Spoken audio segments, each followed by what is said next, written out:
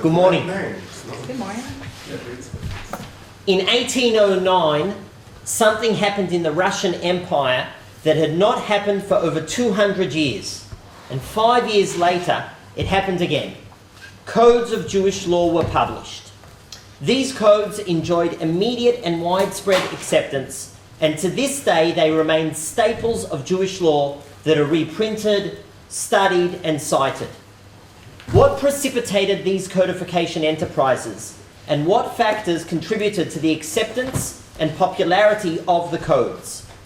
My paper today explores the early 19th century Jewish codes on the backdrop of the Enlightenment codification era. It is my contention that Jewish codification should be understood as part of the broader European codification turn with a particular link to Napoleon's legal regime. This contention is rooted in 4 arguments, of which I will present 2 today. First, I will argue that geographic proximity and contemporaneity speak to a codification zeitgeist that the codes of Jewish law were part of. Second, the mobility of codification notions makes it theoretically possible that the ideas penetrated the Jewish community and the Jewish law jurists. Alas, I will not expand on this point today. Third, the various codification enterprises around the globe and within Jewish law all used similar justifications, narratives, and rhetoric. This too will not be the focus of my discussion today. Fourth, I will address the matter of concrete links by exploring whether codifiers of Jewish law may have known about Napoleon's code. I begin, however, by presenting the 2 early 19th century codes of Jewish law. It's beyond the scope to recount the history of Jewish codification. For now, let me say that the second half of the 16th century was a turning point in codification of Jewish law. Within a span of some 40 years, 3 writers produced codes. These codes, in particular Cairo's code with Isserlis's interlineal gloss, became the standard for Jewish law. Following that wave, subsequent Jewish legal writing favoured other forms: commentaries, responsa, handbooks, digests, and marginal glosses. For 200 years, Jewish jurists were simply not interested in writing codes. I am aware of a few minor codification attempts during the 18th century, yet these volumes did not manage to capture attention and were consigned to oblivion. They were never reprinted and are barely known and never cited. Codification of Jewish law had run its course. The era had ended, or so it seemed. At the beginning of the 19th century, there was a break with Jewish legal writing trends. 2 jurists independently penned codes which were eagerly embraced. The first, Chaye Adam, meaning the life of man, by Rabbi Avraham Danzig, was published in Vilna in 1809. 6 years later, Danzig printed a code on a different area of Jewish law. Contemporaneously, elsewhere in the Russian Empire, another code was produced. This code is commonly referred to as Shulchan Aruch Harav and is the work of Rabbi Shneur Zalman of Liadi, published posthumously by his sons. There is no evidence to connect the 2 jurists or even to suggest that they were aware of each other's work. Therefore, it seems that a broader trend was in play that precipitated the simultaneous production of 2 codes of Jewish law. I suggest that that factor may be the codification movement that was sweeping across the world of law. The Age of Enlightenment called for rational, systematically structured, and clear, accessible law. This call precipitated a codification turn. From the middle of the 18th century, enlightened European monarchs aspired to grant their subjects codes of law. The concept of the codification turn should be linked to Leibniz, who advocated the drafting of a code. Leibniz's plans remained a lifelong preoccupation, though his ambitious designs were largely unrealized. Nonetheless, Leibniz's notion of scientific legal codification was a key factor in the move towards modern codification.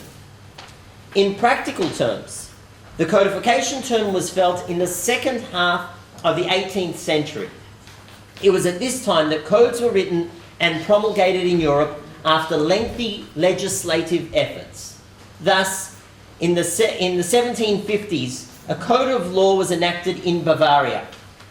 This Codex Maximilianus Juris Bavarici was enacted in three parts: penal law and penal law and penal procedure, civil procedure, and civil law with sections on public law. These works were subsequently repeatedly reprinted, including a 1768 compendium of the Bavarian codes. In the same period, in Prussia, Frederick the Great waxed on the virtues of codification, and during his reign, work began on a code for the Prussian states. His plan for a code was translated into English and printed in Dublin and in London in 1750. Frederick commissioned Samuel Coxey to write the code. Coxey's work was translated into French, and from French into English. Alas, this attempt at codification was not promulgated as law. A following Prussian effort was more successful. This code, the General National Law for the Prussian States, was promulgated by Frederick's nephew and successor. This code was a comprehensive treatise with over 19,000 articles that covered civil, administrative, penal, and procedural law. Following the Second Partition of Poland in 1793, the code was promulgated in the territories acquired by Prussia as part of an attempt to integrate the new lands. The code was reprinted numerous times, though as a code of law, it has been adjudged a failure. Throughout the 19th century, while the Bavarian and the Prussian codes remained in force, German jurists were obsessed with the ideal of scientific codification. And during this period, German codification proposals and drafts abound. In Austria, the preparation of a code began in 1753. In 1797, after the Third Partition of Poland, Austria legislated a code for the newly acquired Galicia. This experiment was expanded to a code for Austria that went into effect in 1811. Codification was also on the agenda in Russia, which had a long tradition of codification, or more accurately, a long history of codification attempts. Russia's codification history dates back to 1649, and Russian monarchs routinely embarked on codification projects upon ascending the throne. Thus, in 1764, 2 years after her coronation, Catherine the Great began working on a statement of principles and detailed guidelines for reforming law in Russia. 2 years later, she appointed a codification commission that was to be guided by her work entitled Nakaz, Instruction. Nakaz was printed in Russian, Latin, German, French, and English. Moreover, it was printed in at least 43 editions, and it became well known in Europe.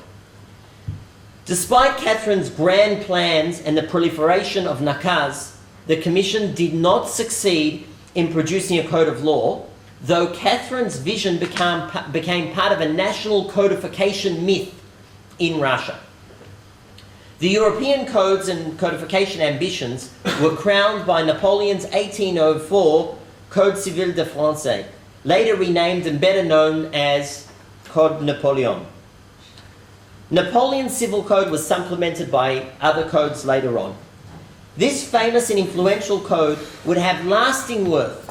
It heavily influenced law in French colonies around the globe, across Europe, and beyond. This account of Enlightenment legal writing reflects a codification zeitgeist. The temporal proximity between the codification efforts should be enough to pique our interest and raise the possibility of an actual link between codification efforts in Jewish law and those in other legal systems. The codification zeitgeist, however, is circumstantial evidence. Temporal juxtaposition, geographic proximity, and even rhetorical semblance and intellectual similarity do not prove a link between the different codification projects. While evidence that would demonstrate such a link would make my claim incontrovertible, locating such evidence is a problematic task, primarily because it is highly unlikely that one of the Jewish codifiers would acknowledge that he had borrowed or been influenced by Enlightenment ideas. Systemically, Jewish law could hardly acknowledge kinship with scientific, secular, legal families. With that in mind, my thesis that there is a link between the codes of Jewish law and their contemporaries would be bolstered if we could prove that the codifiers were aware of their European counterparts.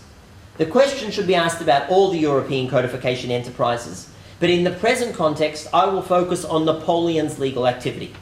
What might the Jewish codifiers have known about Napoleon's code and his legal regime?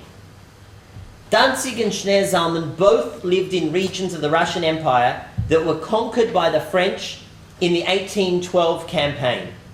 They were acutely aware of the law that Napoleon brought with him, since according to reliable sources, both codifiers had personal experience with Napoleon's legal regime, indicating that they were aware of the legal culture that came with Napoleon's conquering army.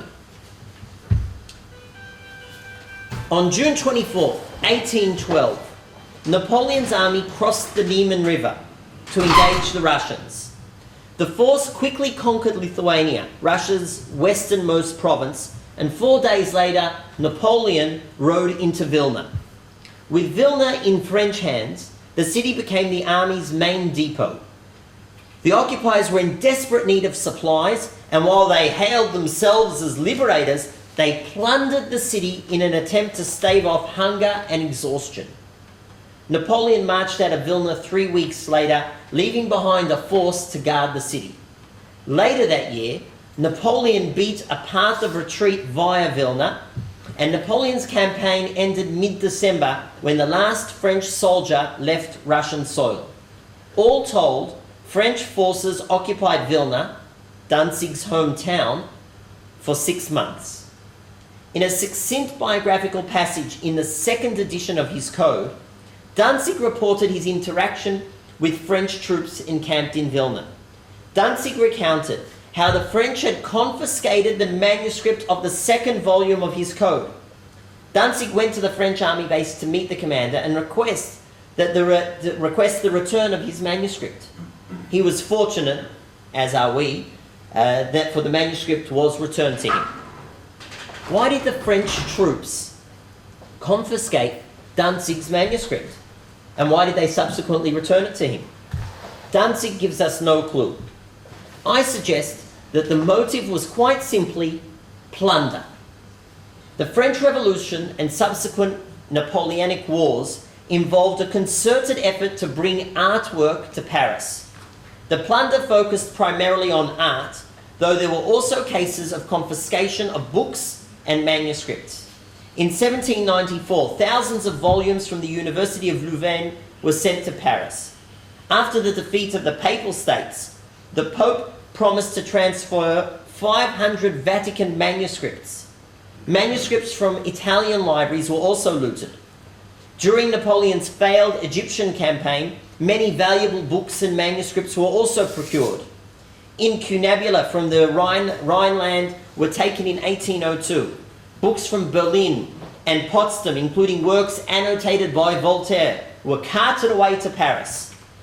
In 1903, the Louvre was renamed Napoleon's Museum, and by 1814, it boasted a collection of over 4,000 books.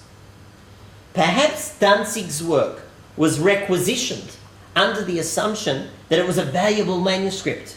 The commander may then have returned the manuscript when he realized that it had no value for the French effort to plunder Europe's treasures. While there's no evidence of Danzig's awareness of French codification, he lived under the French legal regime for 6 months and had personal experience of the impact of that reality. Yet his codification work began before Napoleon crossed the Niemen River. Did Danzig know about the foundational treaties of Napoleon's legal regime? We cannot know for certain. In contrast, there is strong evidence to suggest that Schneur Zalman was aware of Napoleon's legal activity. A letter from Schneur Zalman's son and successor, Dov Ber, recounts the family's travails during Napoleon's advance on Russia. The letter, written in late 1813, a year after Napoleon's retreat, describes Schneur Zalman's attitude towards the leaders of the warring countries. Regarding Napoleon, Dov Ber placed harsh language laden with mystical code words in his father's mouth to indicate that the French ruler was the epitome of evil. What was the reason for Schneur Zalman's active opposition to Napoleon and his support for the Russian Tsar, Alexander? The answer may lie in the different legal regimes offered by the two rulers. Using imagery from Jewish mystical tradition, Dov Ber reported that his father identified Alexander with the mystical attribute of chesed, kindness, while Napoleon was identified with the mystical attribute of din, judgment. In Jewish mystical thought, kindness and judgment represent cosmic opposites. They compete against each other, with kindness eventually prevailing over judgment. Translating these mystical notions into Schneur Zalman's political reality, kindness will defeat judgment, Alexander will defeat Napoleon. Judgment is not used here as a metaphor for a just legal regime. On the contrary, it represents the unbridled exercise of power with no compassion. Indeed, Napoleon's armies pillaged the lands they conquered. I mentioned the confiscation of cultural treasures from the perspective of the masses, the pillage of everyday goods to supply the army was acute. Dov Ber's letter mentions violent and merciless killings and Napoleon's haughty attitude born of his military achievements. Napoleon's arrogance in battle was linked to his lack of faith in God. His military gall bespoke a lack of recognition that he had merited divine assistance in his campaigns. The letter also mentions Napoleon's disparaging attitude towards religion. Legend has it that in 1804, in Paris's Notre Dame Cathedral, Napoleon snatched the crown from the Pope's hand and crowned himself emperor, broadcasting that he was above religious authority and not beholden to the church. The colourful tale is of dubious authenticity, but its thrust is accurate, for Napoleon had no intention of accepting the Pope as his overlord. We do not know whether Schneur Zalman and Dov Ber were aware of this legendary moment, but Napoleon's attitude to religion was widely known. In contrast to Napoleon, Dov Ber trumpeted the faith of Alexander, who credited God, Christian God, right? Credited God for victory over Napoleon. Schneur Zalman believed that the Russian legal system was just. On 2 occasions, the Russian authorities imprisoned him on trumped-up charges. In both cases, Schneur Zalman was allowed to present his defence, and both incarcerations ended without any guilty verdict. The second time, soon after Alexander ascended the throne. In a letter written to one of his colleagues, Schneur Zalman praised the Russian legal system for the way it handled his case. He specifically mentioned the fact that as the accused, he was permitted to present his defence. In contrast, Schneur Zalman perceived French rule to be unjust and overbearing. He disdained the French legal regime and he did everything in his power to foil it. As Napoleon approached his hometown, Schneur Zalman hurriedly packed up his family and fled the approaching French army. According to his son, he did not want to live for even one day under Napoleon's legal regime. My presentation today of what might be termed the Jewish codification turn has important implications for scholars of Jewish law and for legal historians in general. Jewish law often presents itself as a discrete legal system, yet linking the two early 19th century codes of Jewish law to the contemporary codification discourse, and more specifically to Napoleon's legal regime, belies this narrative. Rather, Jewish law is part of broader legal, intellectual and cultural history. This suggests that as scholars of Jewish law, we do well to look at the surrounding legal culture when trying to understand developments and trends in Jewish law. By the same token, legal historians who have never considered Jewish law may find exciting parallels in this contemporaneous and geographically neighbouring legal system. Certainly descriptions of legal phenomena and trends will be thicker and the discourse will be richer when the ancient legal system of Jewish law is part of the conversation. Thank you.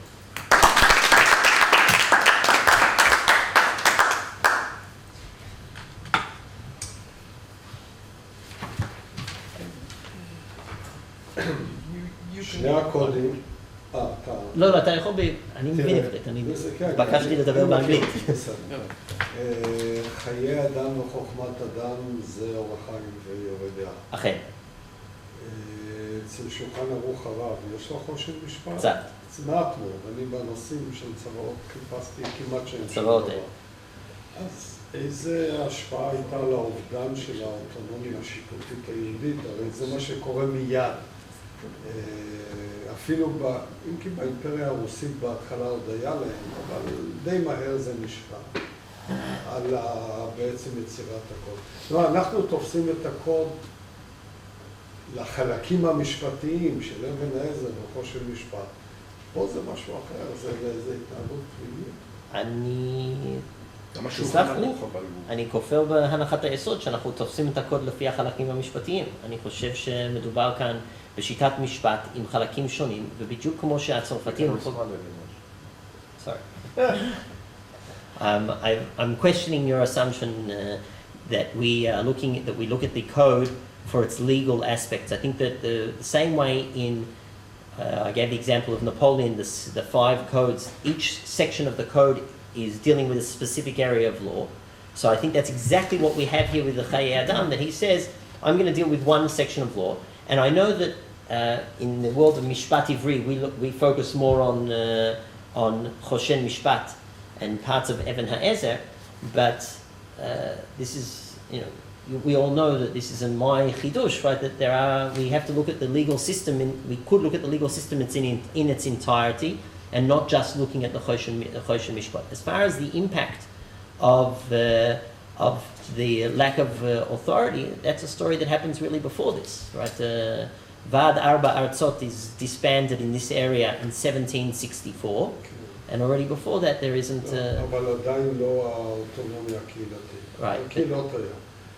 תראה, אתה צודק שנקודת מבט של ההלכה אין הבדל בין 4 החלקים. אבל ברור שקוד נפוליאון זה משהו באמת של מערכת משפט מודרנית שמסדירה את ההתנהלות של הפרטים, הציבור והמוסדות וכך הלאה, ובסופו של דבר הם צריכים להגיע לבית משפט. שני החלקים האלה לא יגיעו אף פעם לבית משפט. וזה הבדל מאוד דרמטי, השאלה היא באמת, בנוסף למה שאמרת שאתה צריך להוכיח, אין פה משנה של דרישה להוכחה. Okay, I would like to comment on that with your permission. Okay, the question might be, what is the goal or the purpose of a code of law? Okay, now one thing might be to guide the court in making a decision, and we have to decide according to the code.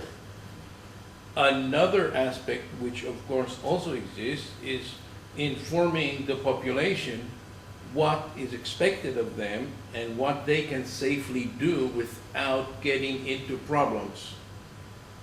Okay, now this second aspect is of course relevant to Yoreh De'ah and Orach Chaim, because a Jewish person wants to know what they can do and how they can behave without getting into problems, Nahon, vis-a-vis God. But that function of a code does exist even with no court being available. Can I- When Jews lost their autonomy, One second, can I? legal autonomy in Russia. They were never given autonomy for Dinei Mamonot and the Russian imperial rule. Never. When Russia occupied Poland, That is, They maybe lost they didn't. immediately. Yeah, the government didn't have immediately all the force and time maybe to eliminate possibilities of continuation of the functions of Batesian, but formally they would never given. Never. I don't know. Can I- It was shut down in the 60s. Mordechai, Permission. well, in a second, I just want to add to what Tzvi said. I certainly accept what you said about informing the population. There's another reason that we have codes as well. Codes are they're an expression of imperialism, and they are a way of saying of strengthening national identity. And it could be that when Shnei Zalman of Liadi comes along and he says, I'm making a code, he's strengthening Hasidic identity. So there are what we might call imperial, in inverted commas, right? Even though without an empire or without a state, there's still an expression of identity, even if we don't have the courts. And that's just in addition to what Tzvi said. Yeah, Go ahead. also another addition. Thank you for this attack, or the basic attack. But also, I would like to join to what you said, that indeed the Shulchan Aruch was made by the request of the teacher of Shneur Zalman for all Hasidim, not only Shneur Zalman's Hasidim, and also, in fact, it initially contained all the four parts, only only third Igi Eliyadeinu, and it's well known. And those who were in the middle of the 19th century trying to reconstruct his opinions were saying that they are reconstructing what actually had been written. Truth is, we don't have any evidence of the missing parts, right? And there's no evidence also of that the Maggid asked. Unfortunately, the Maggid didn't write that. We only have that as hearsay from the son-in-law. But We can still ask. we can ask. Maybe you can when you're raising the sparks bonus. Yes, Lisa, go ahead. Well, I find it interesting, although I mean I am familiar with Rabbi Shneur Zalman identifying Napoleon as the more oppressive ruler when to so many Western European Jews, Napoleon was the liberator, the one who tore down the ghetto walls. I was wondering if anything that had to do with Napoleon's design of basically being another Roman or Roman-style emperor. That's a good question. He doesn't. We have two letters that are relevant. One written by Shneur Zalman and one written by his son. There's a third letter which is a forgery, which is many people know about. That he says when it's hard for the Jews, then we thrive. Right, that's a forgery that he didn't write. He doesn't mention that specific point that you raised about Napoleon's identifying himself as a Roman, as replacing Caesar. We do know, and maybe this is just a point to add, we do know that Napoleon was already in the Duchy of Warsaw. So he was just over the border, and there were certainly Shneur Zalman had connections over the border in Poland, and the Jews who were under Napoleonic rule in the Duchy of Warsaw were actually suffering. And the promise of rights was not actual, and what they promised them and what they even received in France had not been actualized in the Duchy of Warsaw. So I can imagine that Shneur Zalman would have also, and Danzig would have been looking over the border and seeing, over there doesn't look so rosy, this promise of rights. Go ahead. So I have two questions. So first of all, I think one way to see what's new about these attempts is to compare them compare the 16th century codes with the 19th century codes and see how, how is it different. I think that might be a basis for pushing this argument further. And so I was wondering if maybe you could say a few words about how they differ from previous Jewish codes. And the second point is your mention that there are a lot of analogies in the rhetoric that we see in non-Jewish codes and Jewish codes, and you didn't get into this. Yeah. So if you could also expand on this a little more, that would be really interesting. Okay, so briefly, regarding, thank you for your two comments, Geraldine, regarding the difference between the 16th century codes and these codes.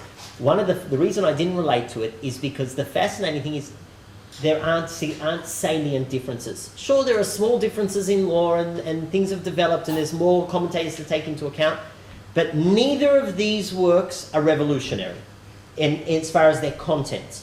Neither of them are revolutionary as far as their content. They're a part of the continuum of the development of Jewish law, and they don't break in any significant way with tradition. Anytime we find something different in them, we would have to search and find specific aspects. I see Amichai is not happy with that. Because all the basic ideas of Shulchan Aruch is a very big innovation. I know, but I'm talking about the 18th century. Okay. They don't. Geraldine asked, how did the 18th century develop? How did the 19th century codes differ from the 16th century codes? And there isn't that difference. There are differences. There are differences, and we have to. They're interesting, but it's not like this isn't a major change. Which, by the way, I'm sure you know better than I. Napoleon's code is also not a major change from the law in France after the Revolution, right? What is it, Napoleon's code? Napoleon's code it's a change in name more than anything else, right? This is Napoleon's code that we're going to give to the whole world. And the changes had already happened in 1789 and thereabouts. And we find a similar case over here. But the question was not about the content of the law, but about the structure and the concept of codification, right? Yeah, so it's both in terms of content and form. Does the form change from, previous codes, for instance? So Shneur Zalman's code doesn't change significantly. There are some minor changes. The Chayei Adam, Danzig's code, is organized differently, but again, not so differently that we couldn't. In fact, in one of the later edition, he publishes the second edition. He himself adds annotations, and he says, "I'm going to annotate where the corresponding source is in the original Shulchan Aruch of the 16th century, so that you can see that I'm really just continuing." So he does try to link it back, but the difference is. But that strengthens the argument that his original idea was to rewrite. Yeah, but it's not. Not to reorganize and to try to just do something different, and then he got a problem of legitimacy, and therefore he tried to do this annotation, which he thought you wouldn't need in the first edition. It might be a strengthening of. That's a good point, but the difference is not so great. I agree. That we get that this is what we have to. That this is what. Also, he says at the beginning why he's doing it. And he doesn't say anything about I need to reorganize. And he's still, as Elimelech pointed out, he's still using the way Jewish law is organized into different sections. Whether he intended to write on Choshen Mishpat or not, there's different testimonies. Whether maybe he wanted to and he didn't get to it, or maybe he didn't want to, it's a matter of discussion. As far as your second question, Geraldine, about the rhetoric, so I can't go into it in depth now, but something like Tzvi said, that they want to make the law accessible, that the law at the moment is only known by a few people, that people are confounded by the mess, and therefore we want to present something clear. Clearer. What's fascinating, what I find fascinating, is that both the European codifications and the Jewish codifications all have educational objectives. And I think that's a point that we may not have expected. Right? Both of them are saying, this should be a program of education. And in fact, both Chayei Adam and Shulchan Aruch Harav become texts that are studied regularly in small groups in communities. So they are seen as the educational objectives are really carried out. So those are some of the points of where we find that similarity. Avishad. זכור לי מעט שנפוליאון הייתה לו שאיפה להקים סנהדרין בפריז. נדמה לי גם שהם אפילו כתבו משהו. כן, הוא עשה את זה. הוא עשה את זה. אתה התייחסת לזה? לא. Go ahead. אז יכול להיות שיש מקום אולי להשוות באמת פרופורטים בצורה. יצר כלאיים כזה, למרות שהם כמובן מבחינה הלכתית הם שזה לא היה. Yeah, I don't. The truth is, at this stage of my research, I don't really know what to do with that, because the Sanhedrin was a very controversial. Was controversial. It was controversial in Central Europe. I don't know. I haven't found Danzig's writings or in Shnei Zalman of Leaudi's writings any reference to that Sanhedrin. You know, and if I could find something, then that would be wow, got it. But they don't even relate to it. I just don't, at this stage of the research, I'm not sure what to do with it. That's why it's not part of the story that I was telling today. Not because I don't know what to do yet. I'm open to suggestions. So first of all, I think I want to take up your methodological or challenge at the end. I think that I've been dealing with this myself too, that the field that now has an organization and a journal, the comparative legal history movement, has this still very modern downplaying of religious law trend in it, I think. And I think you point out correctly that in some terms Jewish law has a downplaying of the big advances in comparative legal history. And I think that a framework for better cooperation between the two is well needed. And I think that part of the question that Geraldine raised before raises a question: how do you compare the codes between themselves and say, not only the dates, but what is similar about the codes except the codes? Is there a genetic, cultural common ground that may come from cultural powers, literary norms, genres, whatever, where you could check such a theory, which now maybe we're not looking in the correct literary analysis, language analysis, structure analysis, because it's what do you want to find? Yes, I'm doing this because everybody does it, so I do the same. No, they won't do that. But I agree. I also do not agree that they will, even these two figures who are very traditional and won't say I'm in favor of enlightenment, so I'm doing what everybody in enlightenment does. But if indeed this is a zeitgeist and they feel the need from their communities, or that the social powers create similar necessities, then we should find some kind of structural, linguistical resonance with some distinction, because of this is in Jewish tradition and in Jewish. Because otherwise it remains,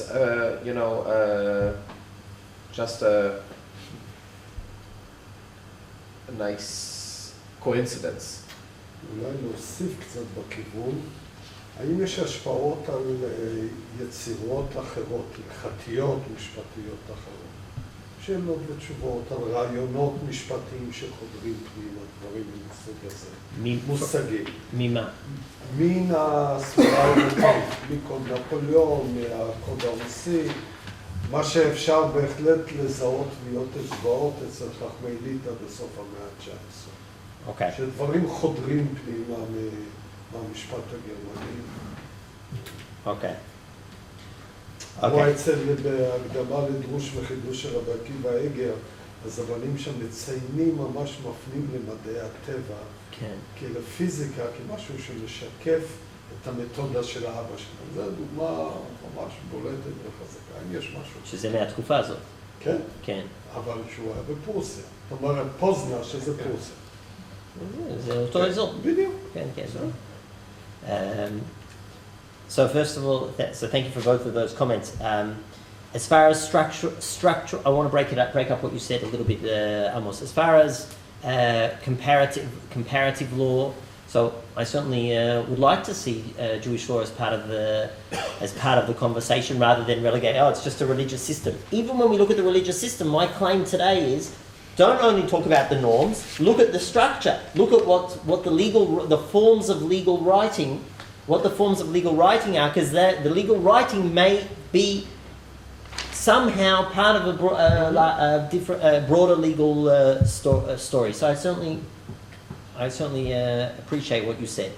As far as coming back to the specific example and my paper today, the structural resonance, I think that we've spoken about that a little bit.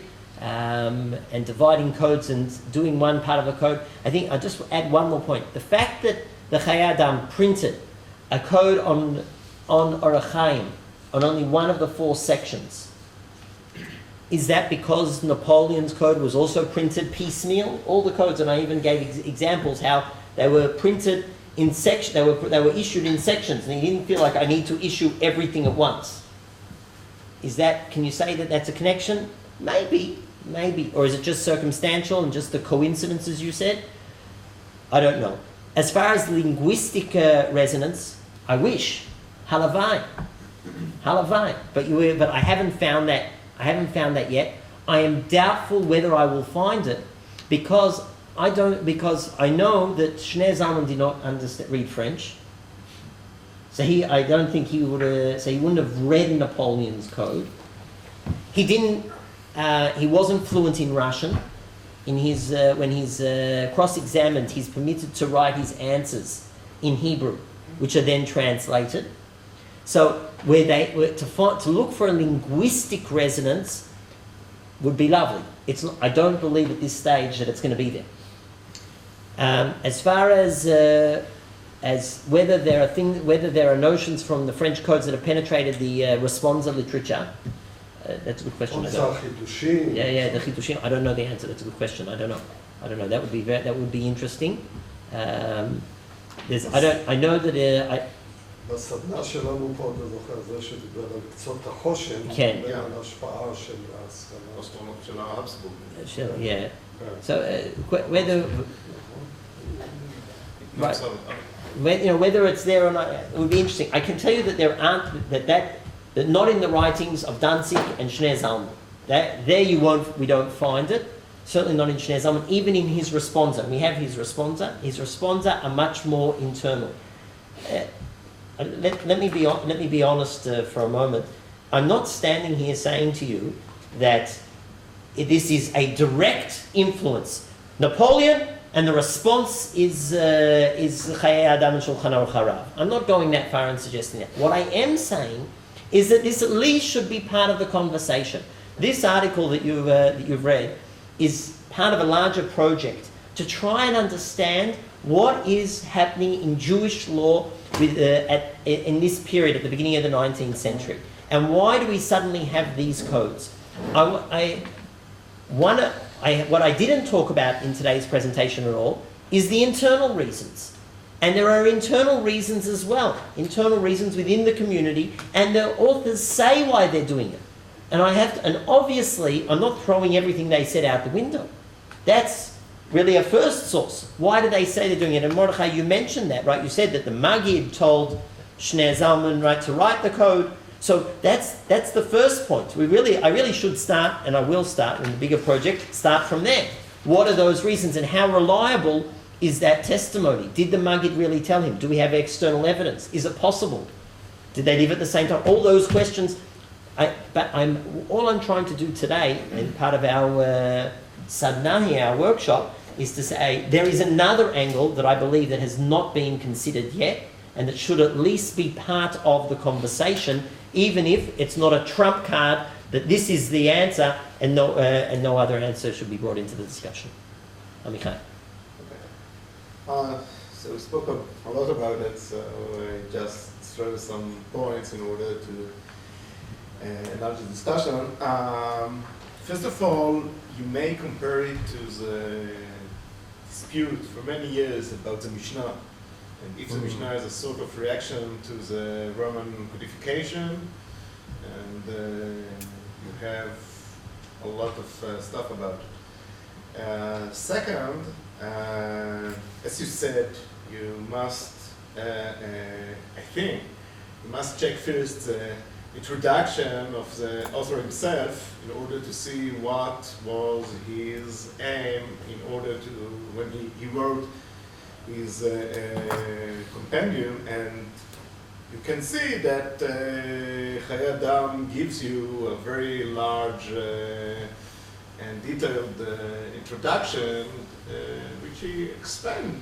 And I think it's very historically reliable that we have no choice. The people can't understand the Shulchan Aruch on all of the Nosei Kelim of it, and even the Shulchan Aruch is too complicated for our generation, so we must do it first.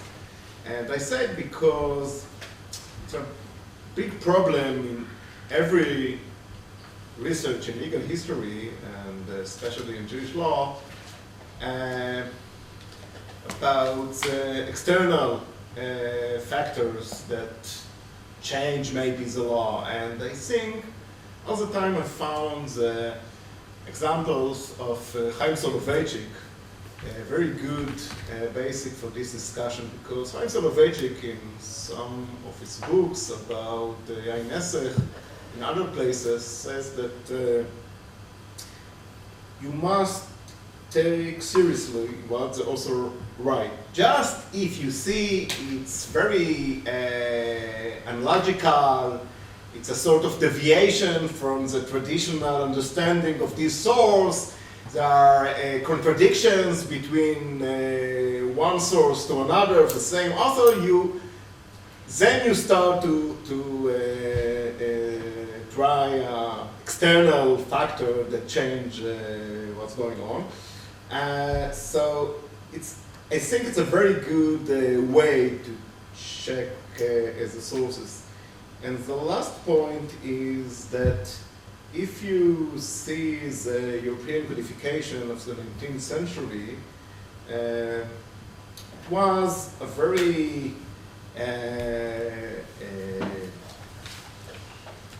ideological and very revolutionary codification, and the rulers explained that now we are building a nation like in Germany or in other places, and it's something very important in our day. So we can see it's a moment of glorification of our new regime or something like that. But all of the introductions to the classical Jewish codifications are sort of tragedies. The הדור הולך ופוחת, people can't understand the sources, we have too many responses, משרבו תלמידי ליל ושמאי שלא שימשו כל צורכם, so we have no choice. Hopefully we don't have to write something like that, but we have no choice, and people, like the Chayei Adam, people come and ask me about Hilchot Shabbat, it's very complicated and I must, so I don't want to write it, but I have no choice. It's a big, and it's not just an excuse. It's very truth in many But ways. what, 100 years before everybody knew everything and they Okay, but he now sits in Danzig, and he write to, he must write for his audience, or so. You have no choice. It's not something that he was, He started what will be his big donation to the Jewish people. Something that we must do. So. You want to respond? Yeah, well, I want to say that it's true. We should take this seriously, and then having taken this seriously, we can say what made a person feel like that at this time. And okay, I'm getting all these questions, people are confused, I have to help them.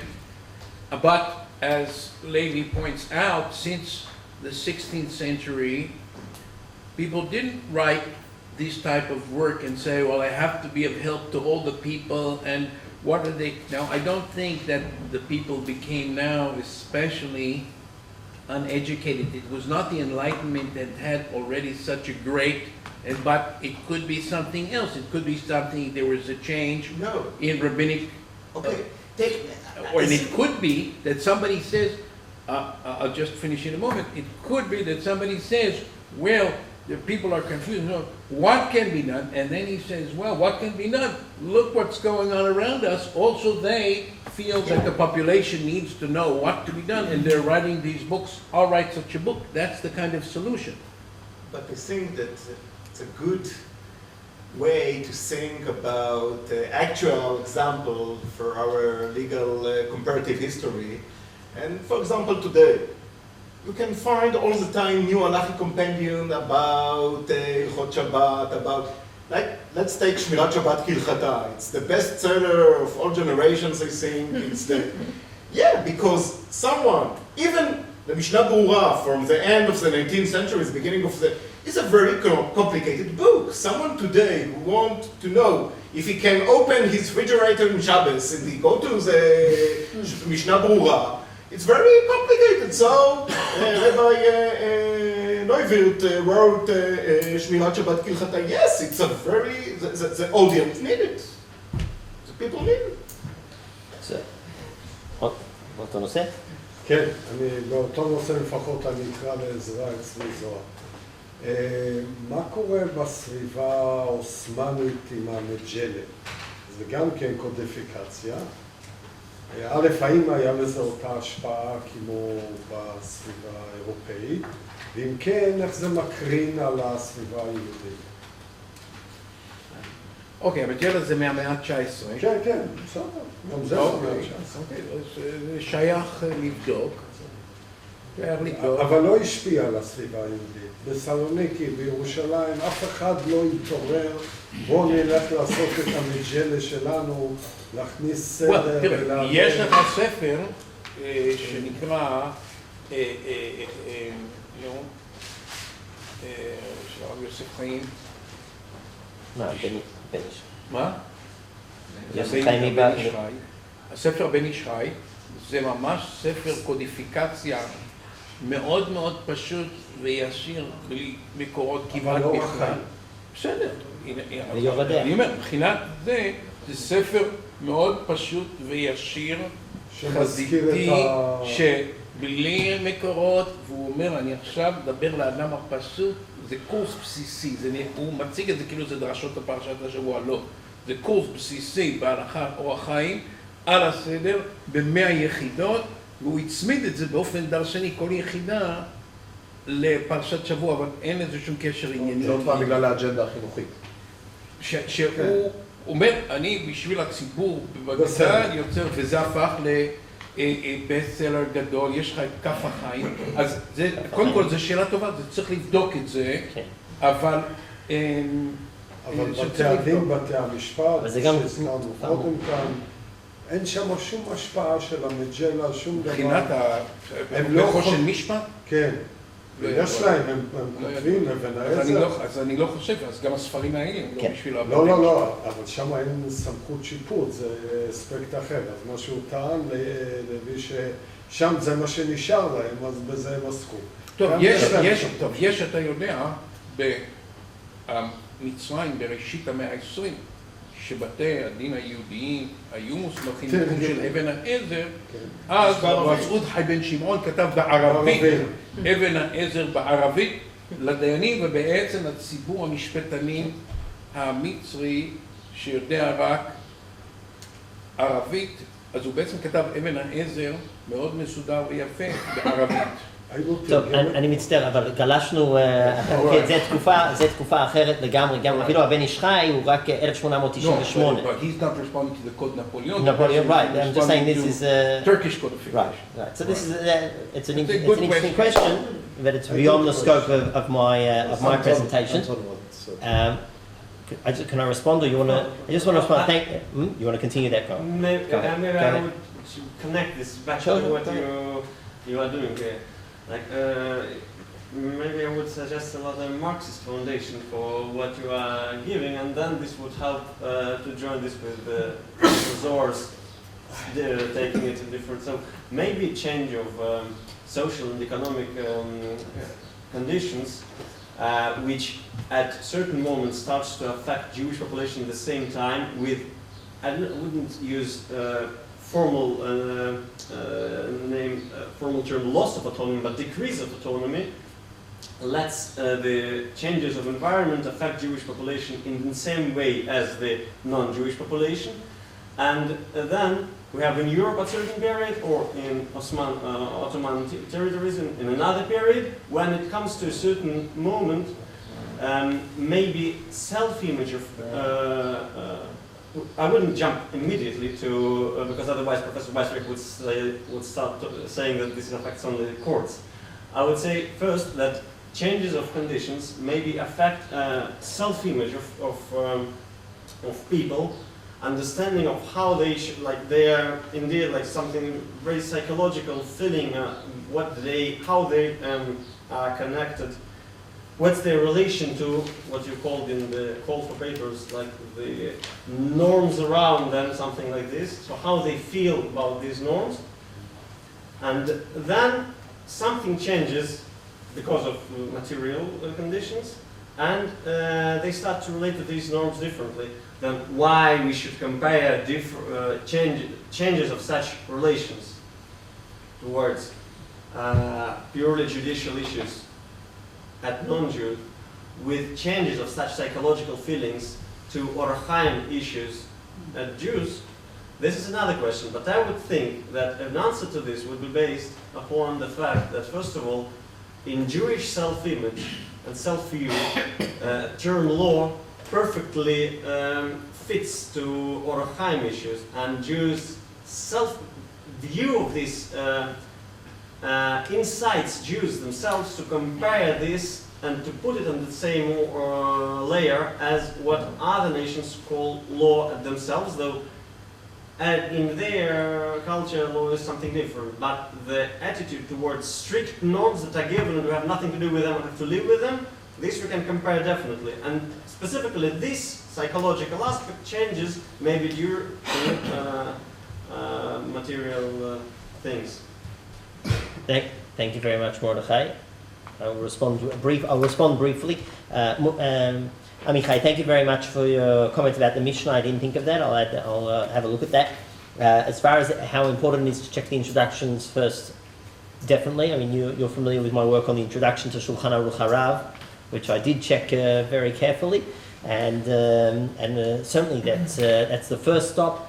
What I've said today is I've tried to say what else is there. As far as Mordechai, your question about looking into social change, so I think that's a very good point, and that's where I started. I said, okay, what's the social change going on at the moment? The biggest social change that happens in the life of Danzig and in the life of Shnei Zalman V'Adi is Napoleon. That's the biggest social change that happens in that area at that moment. Now, are there other social changes? I think it's a good point that I should certainly check. One last comment. Amichai, as far as the difference, you raise a really good point. European codification is celebration. Jewish codification is tragedy. I think that's a fascinating point. I don't know, but I wonder whether that isn't a necessary Those are necessary marketing tools that are internal to both systems. So if I'm coming on, if I'm a European Enlightenment scholar and I want to sell my codification, I have to say, this is Enlightenment, this is new. If I'm a Jewish scholar and I want to sell my codification, I have to say, well, who am I? I can give a codification.